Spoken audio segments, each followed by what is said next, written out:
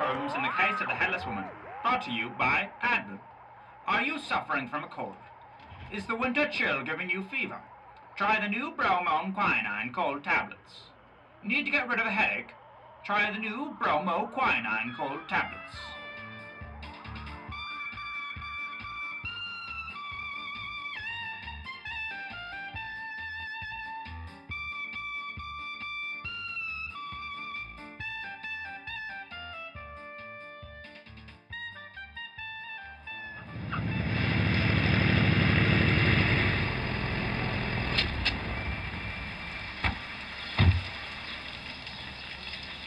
Hello, Sherlock. Hello, Dr. Watson. Hello, Inspector Lestrade. What do you have for me today? Well, if you'll come with me... Nice shrubbery outside this house, wouldn't you say so, Sherlock? Yes, Watson. Perhaps if the house is repossessed, may we call dibs on the shrubbery, Lestrade? Sure.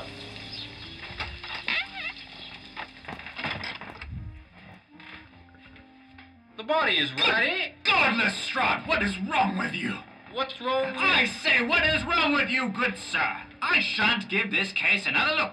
Sherlock, please. Watson, Yes, Sherlock. bring me my blindfold. Blindfold, sir? Yes, my blindfold. I beg your pardon, sir. Why would you need a blindfold? As you can clearly see, Inspector Lestrade has called me in to solve the case so easy that Mrs. Hudson could solve it. I need a blindfold so that I could at least have a partial challenge. What are you gonna do? Grope the dead woman for clues? Shut up, Lestrade. You disappoint me today. Watson, you will have to verbally describe to me each and every clue I must know. Yes, Sherlock. Here's your blindfold, Sherlock. Right, yes. Is this a sock? I don't carry a blindfold with me, Sherlock. I had to improvise. Good God, Watson! You're wearing a scarf. I could use that instead. I did not wish to part with it, sir. Well, all right. I'll respect your decision, my friend Watson. Albeit I'm not pleased by the stench of your feet, so close to my face. Watson! Yes, sir. Let us begin. Well, let's see here. There is a body of a woman laying in the center of the room, arms and legs spread out like a star. She's wearing a red dress, knee-length. Her fingers are covered in rings, and she's wearing 3 golden necklaces, all varying in length. Is she plump? She's round around the edges, sir. Yes. And did she shut herself? No shit, Sherlock. Right. What of her face or expression? She has no expression, sir. My dear Watson, I trust your vocabulary is verbose enough that you should know how to describe her expression. Is it petulant, choleric, languid, sanguine? She has no head, sir. Good God, Watson! How remarkably interesting! How would you describe her neck stump? Battered, as if it were cut harshly with a wire. Like cutting a pie with floss. I assume the head is missing. Yes, sir. But it also appears that there's a blood trail making its way towards the front door. Lestrade, Yes, Sherlock. what was the condition of the place when you first arrived, before you got your butter fingerprints all over the crime scene? Well, the front door was wide open, and a mailman found the body. And if I must say, Sherlock, you're being very rude to your friend Watson today, and as well as myself. Do you agree, Watson? You have been a bit of a prick lately, Sherlock. Yes. I apologize, my friends. I have been experimenting with a new and fascinating narcotic called heroin. It's quite fantastic, but if I stay a day off, I do find I am more antsy than ever. Oh, you should play it safe, Sherlock. Wean yourself off a bit. There's nothing wrong with cocaine. You could always go back to using a common drug. Watson! Yes, sir. Keep telling me clues, Watson! Yes, sir. Well, the room is untouched by violence, it seems. And what of the blowing air I feel? That is an electrical ceiling fan, Sherlock. Good God!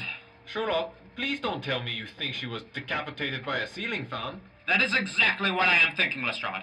Watson, describe to me the condition of the fan. It's a bit beaten, sir. In shambles. What is the materials used? Copper for plating, and oak wood strips for the blades. Yes. Lestrade, if you look on top of the blades, you should find a bit of torn rubber.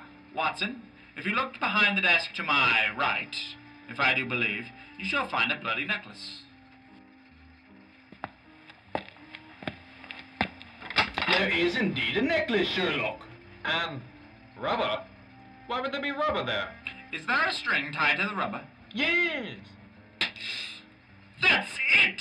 Don't you see? I'm still confused. All right, I shall start from the beginning.